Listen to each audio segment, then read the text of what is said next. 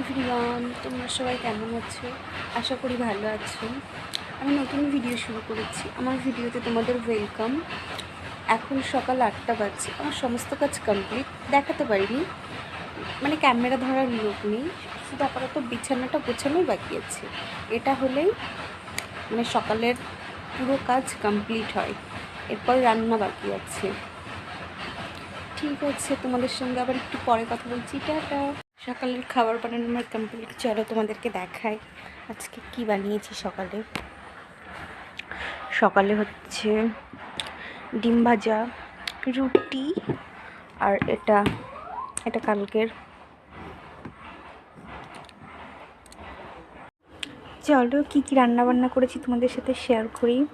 এখানে করেছি ভাত, এটা হচ্ছে আলু আর পটল দিয়ে একটা তরকারি, আর এটা হচ্ছে মুসুর ডাল। আজকে আমাদের এই রবিবার